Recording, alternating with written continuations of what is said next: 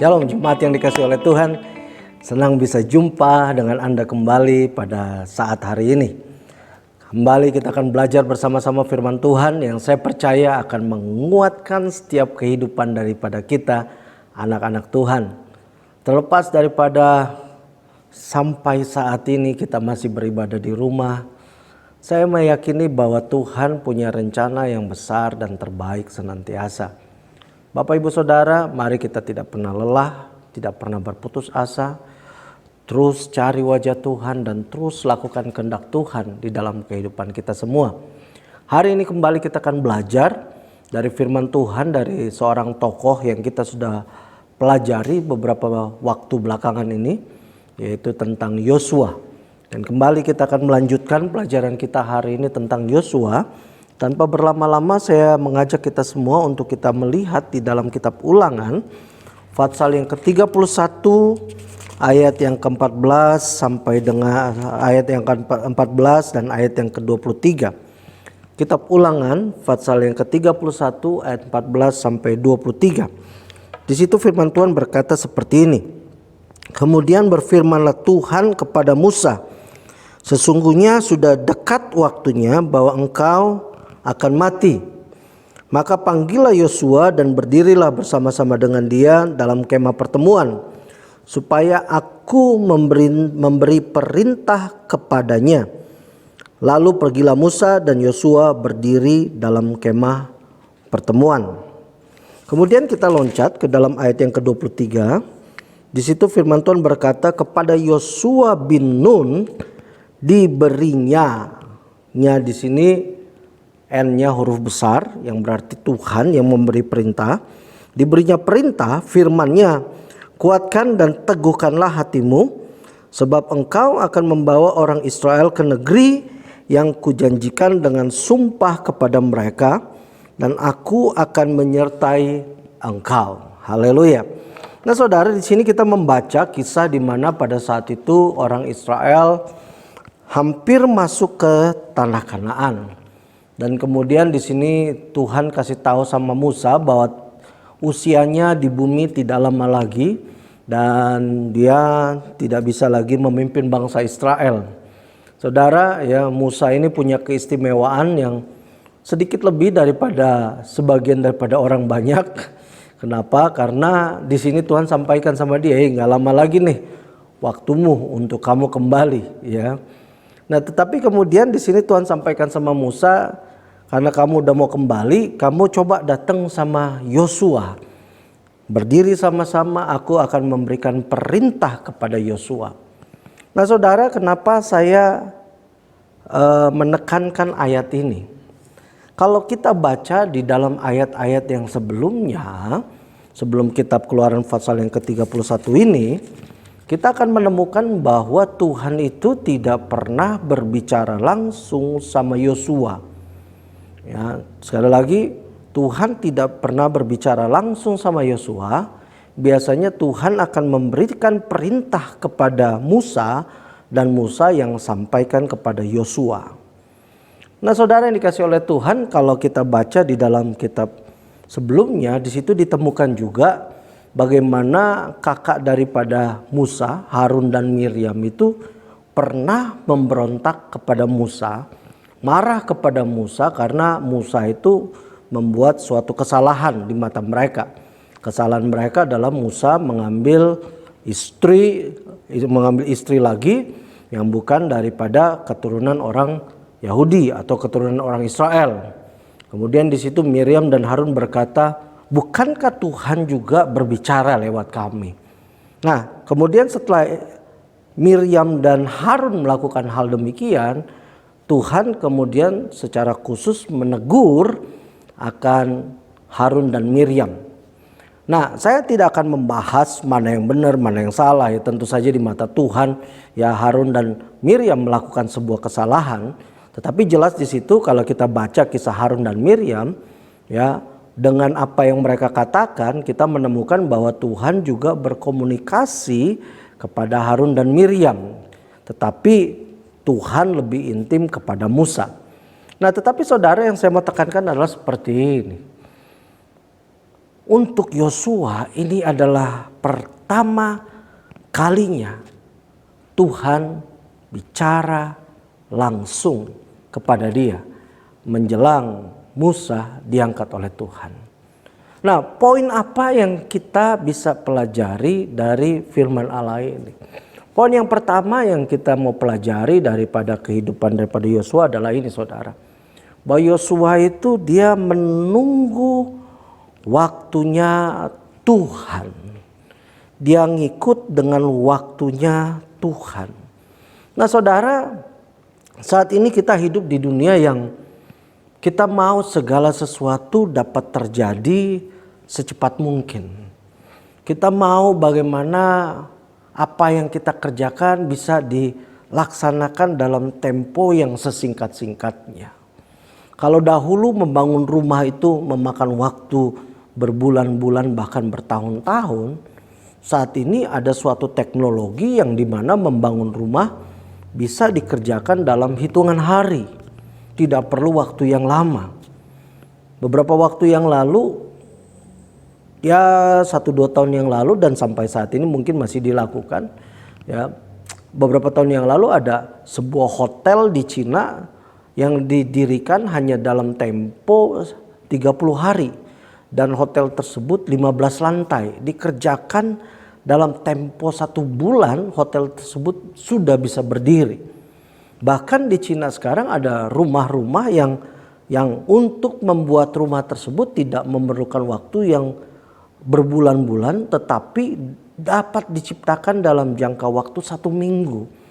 Rumah tersebut sudah dapat berdiri dan orang bisa tinggali.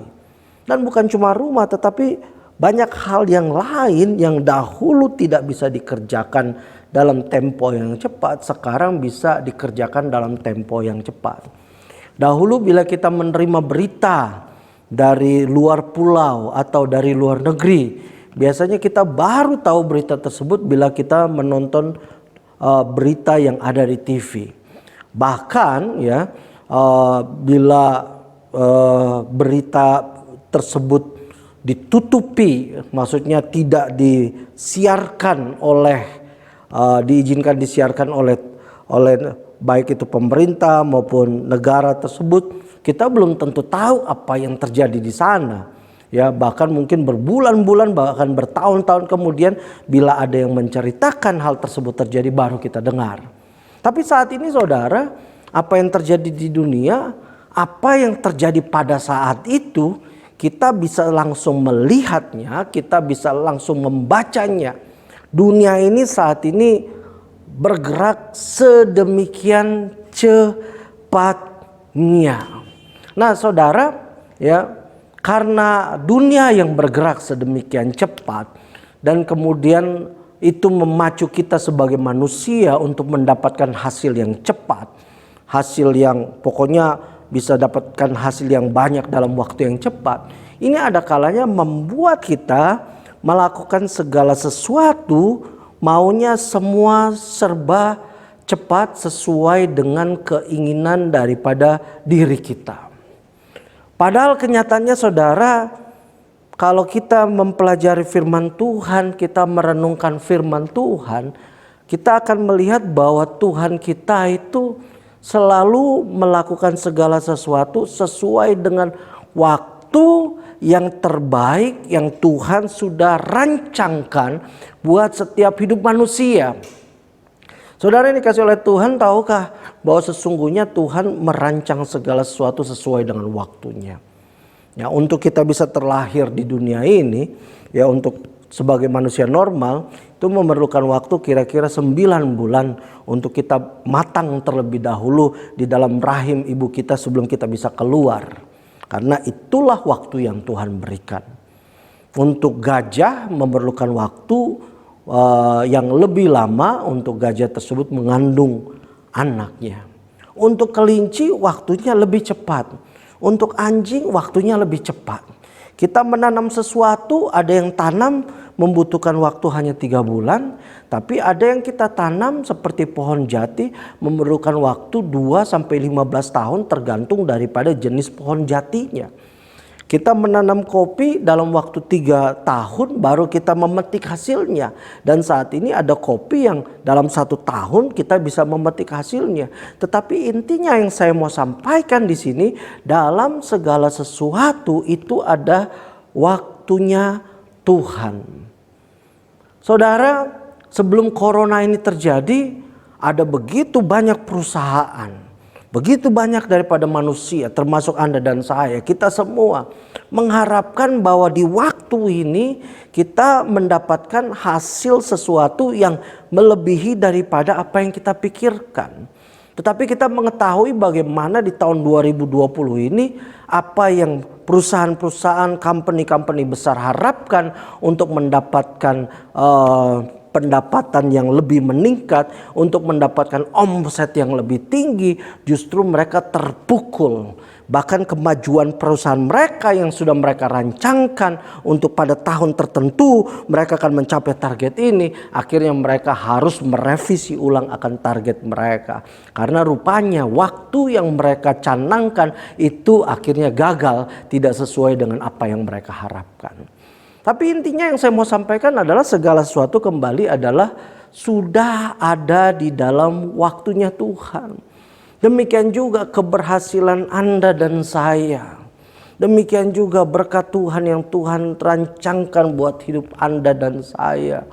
Masa depan kita, bagi yang belum menikah, kita berdoa sama Tuhan, kita minta untuk mempunyai pasangan hidup. Untuk Anda yang bersekolah, Anda punya cita-cita untuk Anda mendapatkan pendidikan yang lebih baik lagi. Untuk Anda yang bekerja, Anda pengen punya usaha. Untuk Anda yang berusaha, Anda pengen usaha Anda berkembang. Saya meyakini ada waktu Tuhan yang Tuhan telah siapkan secara khusus buat hidup kita masing-masing. Nah, mungkin ada di antara kita yang saat ini waktu Anda mendengarkan firman Tuhan ini, mungkin Anda merasa bahwa wow, di waktu COVID ini justru pada saat dunia mengalami krisis, justru Tuhan mengangkat akan kehidupan ekonomi saya. Justru di saat krisis ini saya justru mengalami masa-masa yang dimana saya mengalami masa yang baru dalam hidup saya. Ada sesuatu yang meningkat di dalam kehidupan saya. Saudara, masing-masing kita punya waktunya. Jadi bila Anda saat ini merasa bahwa kenapa Tuhan ini terjadi, saudara yakinlah bahwa waktu yang Anda alami saat ini ada proses Tuhan yang Tuhan sedang siapkan untuk Anda, dan kemudian pada masanya Anda akan menuai apa yang Anda harapkan. Itu poin yang pertama. Dan saya berdoa agar setiap daripada kita ini sabar untuk menanggung waktunya Tuhan. Amin semua. Haleluya. Yang kedua yang kita akan pelajari hari ini, kita akan buka di dalam kitab Yosua pasal yang kita akan lihat di dalam kitab Yosua pasal yang ke-3. Kita akan baca ayat yang pertama sampai dengan ayat yang ketiga. Di situ firman Tuhan berkata seperti ini. Yosua bangun pagi-pagi, lalu ia dan semua orang Israel berangkat dari Sitim dan sampailah mereka ke sungai Yordan. Maka bermalamlah mereka di sana sebelum menyeberang. Setelah lewat 3 hari, para pengatur pasukan menjalani seluruh perkemahan dan memberi perintah kepada bangsa itu. Katanya, segera sesudah kamu melihat tabut perjanjian Tuhan Allahmu yang diangkat para imam yang memang suku Lewi, maka kamu harus juga berangkat dari tempatmu dan mengikutinya.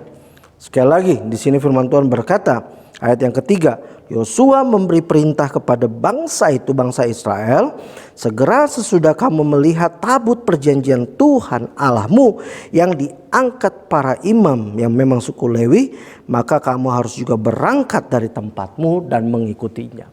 Nah saudara, kalau kita belajar dari perjalanan bangsa Israel sejak mereka keluar dari tanah Mesir dan menuju tanah Kanaan, kita mengetahui bahwa yang memimpin mereka adalah Tuhan, dan itu ditunjukkan dengan tiang awan dan tiang api.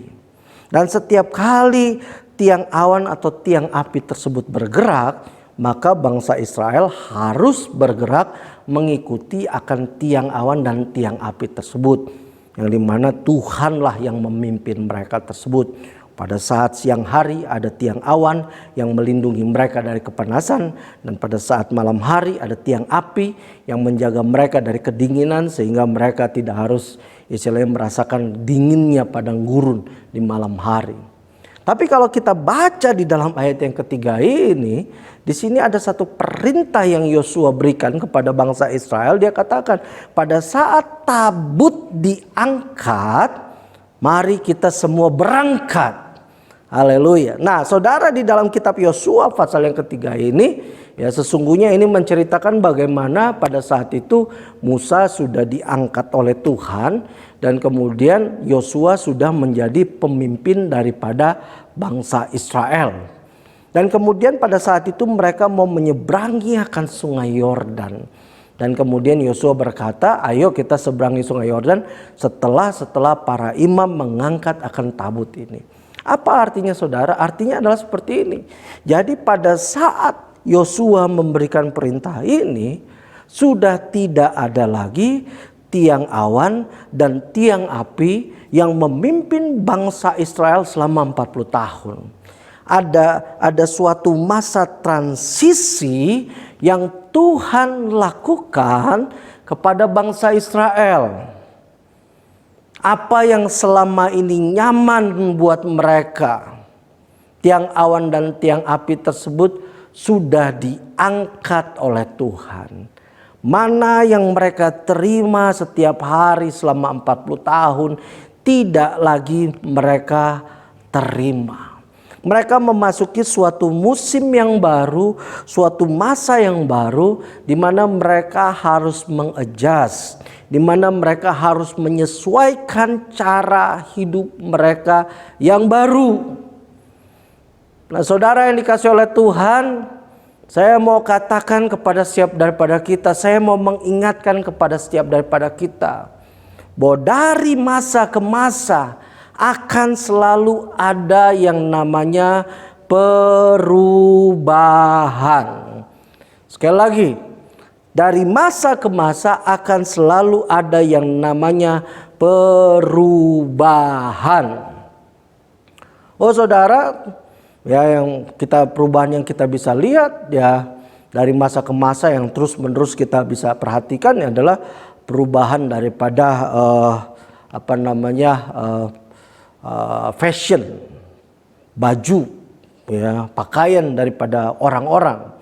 Ya, zaman dahulu ya ada orang-orang yang menggunakan pakaian-pakaian yang istilahnya di bawahnya itu yang kakinya lebar, ya, dan kemudian celananya sempit, ya. Tapi kemudian fashion tersebut berubah lagi. Ya, di era saya masih ingat orang suka untuk pakai celana-celana yang gombrang, yang besar-besar. Ya, dan kemudian fashion kemudian berubah kembali dan saya udah nggak bisa ngikutin kembali. Ya, zaman saya masih kecil saya masih ingat banyak laki-laki yang suka pelihara rambut yang gondrong. Ya. Nah, tetapi sebelumnya, zaman yang sebelumnya, ya mungkin orang mempunyai fashion yang berbeda. Terus kemudian waktu saya tumbuh sebagai seorang remaja, saya masih ingat gaya rambut daripada pria itu ya di sini ya ditipisin. Ya.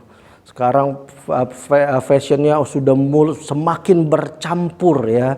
Ada orang yang suka untuk beri rambutnya dipirang, dan kemudian ada lagi yang rambutnya diwarnain biru, diwarnain merah, dan sampai akhirnya kayak ayam jago ya. Nah saudara, segala sesuatu ada perubahan demi perubahan yang terjadi. Dan bukan cuma soal fashion ya, perubahan secara teknologi, cara manusia berkomunikasi. Tahun 60-70 manusia berkomunikasi dengan telepon, dengan surat. Ya, tahun 80 ya mulai masuk di mana ada mesin fax, orang mulai kirim dengan mesin fax. Tahun 90 ada email. manusia berkomunikasi lewat dengan email. Tahun 90-an juga, di mana handphone sudah mulai ada di mana-mana. Orang mulai berkomunikasi dengan handphone, dengan SMS. Tahun 2000 orang berkomunikasi mulai dengan tablet, dengan media sosial. Bahkan saat ini kita bisa berkomunikasi dengan siapapun, dimanapun, di belahan dunia manapun, dengan bertatapan muka. Dan kita bisa mengadakan meeting walaupun Anda hidup dimanapun Anda berada. Sepanjang ada signal internet, Anda bisa melakukan pertemuan. Jadi ada berbagai macam perubahan yang terjadi di dunia ini dengan cara hidup daripada manusia. Nah, saudara, perubahan ini ada kalanya ada yang baik, ada yang nyaman, tetapi ada juga yang buruk dan membuat tidak nyaman daripada kehidupan sebagian manusia. Nah, saat ini kita tahu bagaimana kita harus beribadah di rumah kita masing-masing. Dan ini tentu membuat sebagian daripada kita merasa tidak nyaman dengan kenyataan yang ada. Dan saudara, kita tidak akan pernah tahu perubahan apa lagi yang terjadi di dalam tahun depan, 5 tahun ke depan maupun 10 tahun ke depan. Tetapi intinya di sini yang Tuhan mau ajarkan kepada setiap daripada kita, mari kita belajar untuk adaptasi, untuk menyesuaikan diri sesuai dengan perubahan yang terjadi di dunia ini. Bila Tuhan izinkan perubahan terjadi, mari kita menjadi umat yang tidak bersungut-sungut. Orang Israel waktu mereka keluar dari tanah Mesir, generasi tua mereka tidak nyaman dengan perubahan yang terjadi dalam hidup mereka. Mereka tidak nyaman dengan makanan yang mereka terima tiap hari di padang gurun. Mereka tidak nyaman dengan perjalanan mereka yang harus menempuh akan padang gurun, yang dimana sebelumnya keadaan mereka juga tidak jauh lebih baik daripada pada saat mereka berada di padang gurun. Bahkan lebih buruk karena mereka diperbudak. Nah, saudara, ada orang-orang yang kadangkala sudah merasa nyaman dengan hidupnya, pada saat terjadi perubahan dalam hidupnya mereka tidak suka. Saudara, kita hidup di dunia yang terus-menerus berubah. Dan saya katakan bahwa saat ini bahkan kita hidup di dunia yang cepat sekali berubah. Bukan hanya terus-menerus berubah, tetapi cepat sekali untuk berubah. Dan di dalam dunia yang cepat berubah ini, sebagai orang percaya, jangan biarkan perubahan ini justru menjurutkan atau mematikan cahaya yang ada di dalam dirimu. Justru dengan perubahan yang ada, kita harus semakin bersinar. Kita harus semakin memperlihatkan cahaya Kristus yang ada di dalam diri kita. Bagaimana caranya? Caranya adalah dengan kita bisa beradaptasi dengan perubahan tersebut. Beradaptasi bukan berarti kita berkompromi dengan nilai-nilai tersebut, bukan. Kita tetap memegang firman Tuhan di dalam hidup kita. Kita tetap berpegang teguh sesuai dengan apa yang Yesus ajarkan. Tetapi kita beradaptasi dalam pengertian bahwa lewat perubahan yang terjadi, kita tetap terus bisa memberitakan kabar baik. Kita tetap terus bisa membagikan Injil kepada orang lain. Di tengah-tengah adaptasi tersebut, di tengah-tengah perubahan tersebut, kita tetap terus mengucap syukur. Kita tetap terus berterima kasih kepada Tuhan, walaupun ada kesulitan demi kesulitan yang kita hadapi.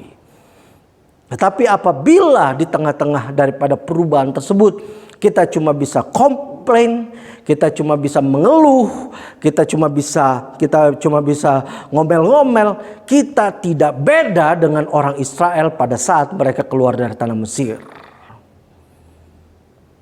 Saudara yang dikasihi oleh Tuhan, saya meyakini bahwa ada perubahan yang terjadi yang Tuhan izinkan dalam hidup kita.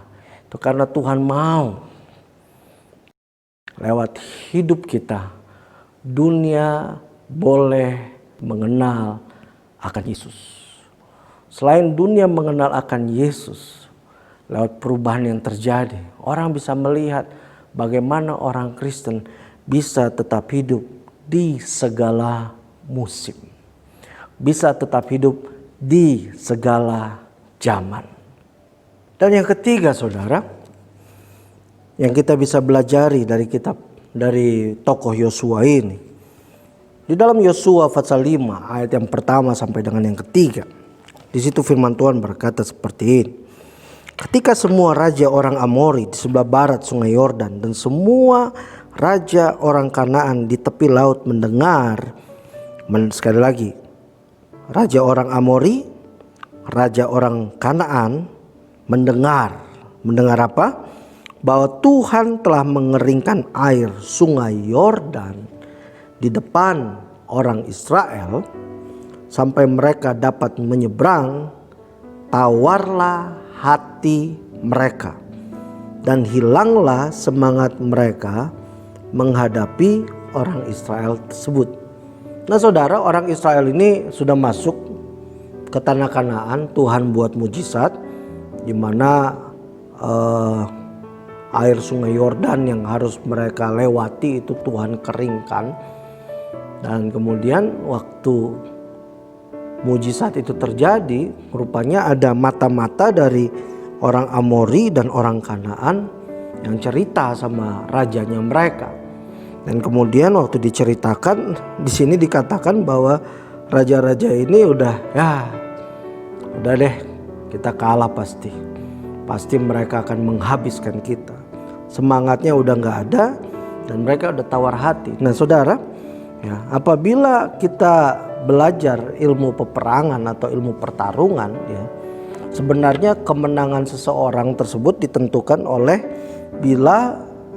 ada beberapa faktor, tetapi faktor yang salah satu yang paling utama adalah apabila musuh kita tersebut sudah takut terlebih dahulu, apabila musuh kita ini sudah ciut atau sudah nggak berani lawan kita, itulah sebenarnya yang membuat faktor kemenangan kita ini bisa jadi lebih besar lagi di dalam peperangan maupun di dalam istilahnya pertandingan seperti tinju, gulat dan lain hal sebagainya.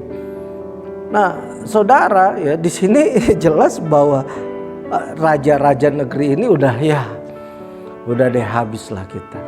Nah, sebenarnya itu adalah masa yang paling baik untuk orang Israel dan Yosua menyerang. Nah tetapi saudara, kalau kita baca di dalam kisah ini, pada saat raja-raja tersebut sudah menyerah, ayat yang kedua di situ Tuhan berfirman kepada Yosua, buatlah pisau dari batu dan sunatlah lagi orang Israel itu untuk kedua kalinya. Ayat yang ketiga, lalu Yosua membuat pisau dari batu dan disunatnya lah orang Israel itu di bukit kulit katan. Nah, saudara, di sini Tuhan nyuruh sama Yosua disunat nih orang Israel. Ya, sunat kedua kali bukan berarti orang Israel disunat sampai 2 kali, bukan. Tapi rata-rata orang Israel yang saat itu bersama-sama dengan Yosua, ya, itu mereka adalah suatu generasi yang waktu mereka keluar dari tanah Mesir usianya masih 20 tahun ke bawah. Ya.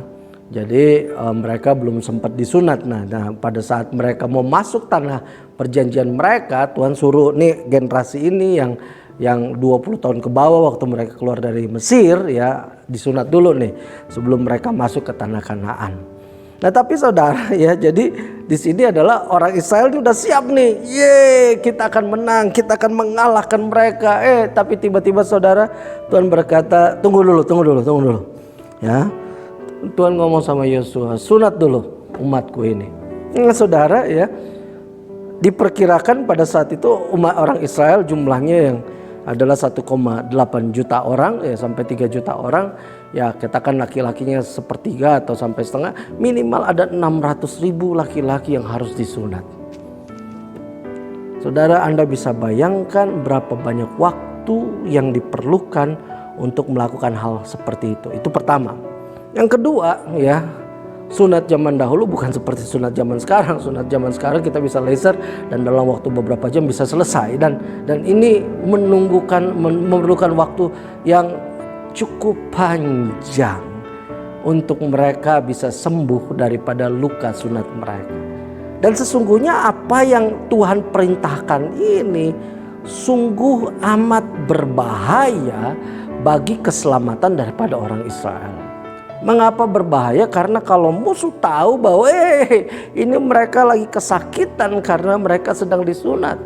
Ya, kalau kita baca di dalam kitab Kejadian, di situ ada kisah di mana anak daripada Yakub, Simeon dan Lewi, mereka membantai satu kerajaan. Ya, setelah laki-laki daripada seluruh kerajaan itu disunat karena anak daripada raja mau menikahi adik daripada Simeon dan Lewi. Dan singkat cerita, pada saat mereka sedang mengalami kesakitan karena disunat, satu kerajaan tersebut dituntaskan oleh Simeon dan Lewi cuma dengan 2 orang. Nah, kita melihat bagaimana sebenarnya apa yang Allah perintahkan itu sangat beresiko.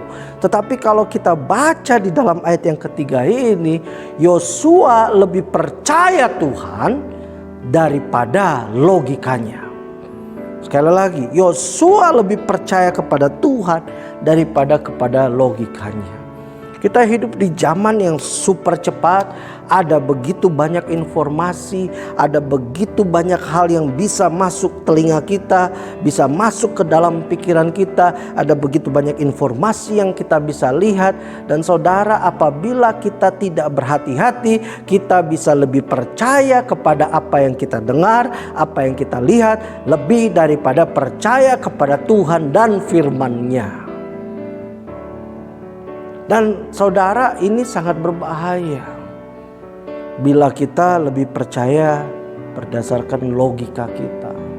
Dunia saat ini menakut-nakuti, ekonomi turun, akan terjadi ini, akan terjadi krisis, akan terjadi keributan, akan terjadi berbagai macam hal.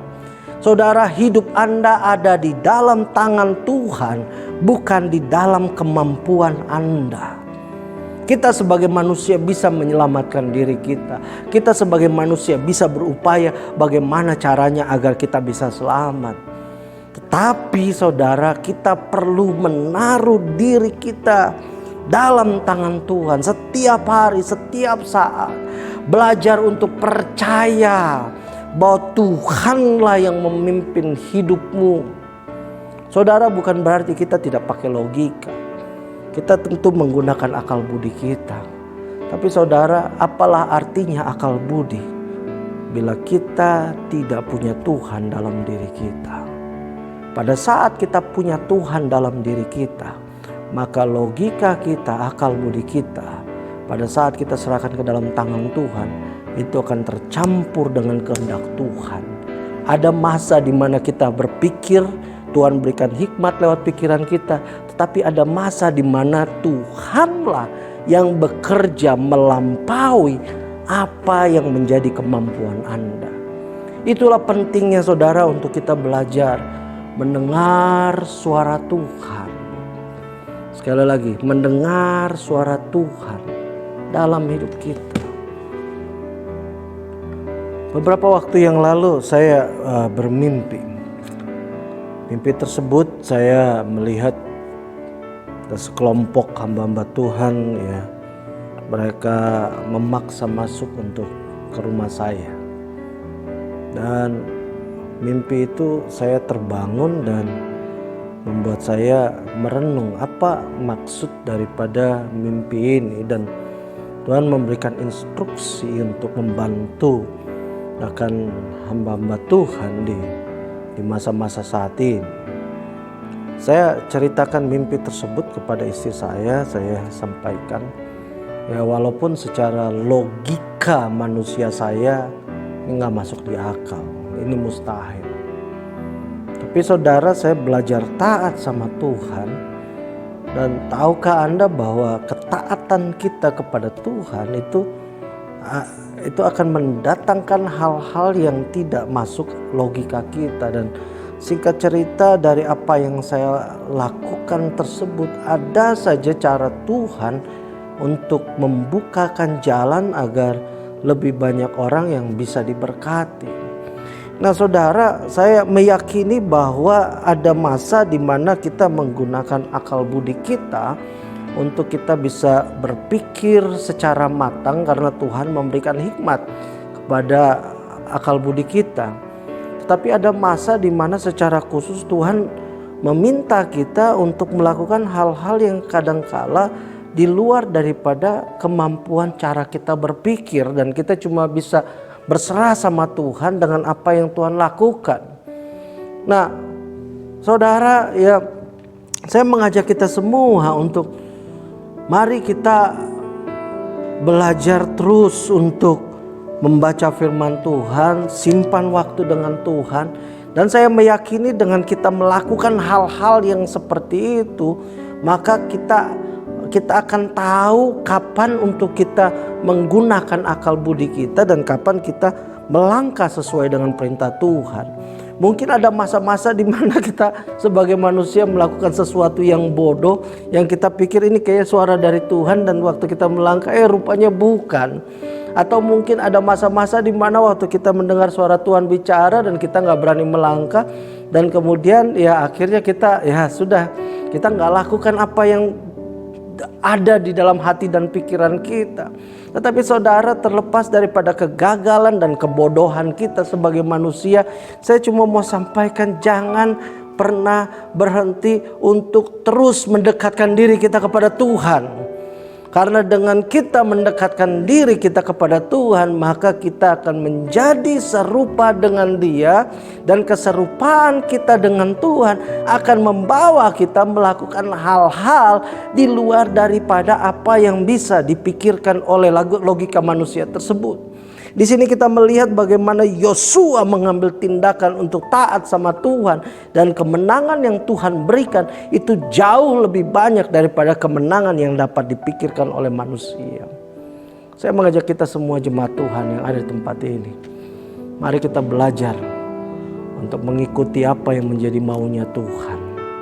Kita belajar bersama-sama untuk kita menjadi orang-orang yang senantiasa mengutamakan Tuhan dalam hidup kita, mengikuti akan maunya Tuhan, dan kemudian kita belajar untuk beradaptasi dengan situasi yang terjadi dengan dunia ini. Saya mengajak kita semua, mari kita tundukkan kepala kita berdoa, kita mengikuti pimpinan dan arahan Tuhan. Mari kita berdoa. Bapa, kami berdoa biar firman-Mu pada hari ini tidak hanya menjadi, ya Tuhan Yesus, ilmu pengetahuan, tapi biarlah firman Tuhan ini menjadi sesuatu yang kami lakukan di dalam kehidupan kami. Terima kasih ya Bapa, ini hidup kami serahkan semuanya ke dalam tangan-Mu. Engkau yang memberkati, Engkau yang memakai kami. Dan biarlah ya Tuhan, lewat apa yang kami pelajari ini, hidup kami senantiasa menyenangkan akan nama-Mu. Terpujilah akan nama-Mu. Dalam nama Yesus telah berdoa dan mengucap syukur. Amin. Sampai jumpa di lain waktu yang akan datang. Tuhan Yesus memberkati hidup Anda. Haleluya.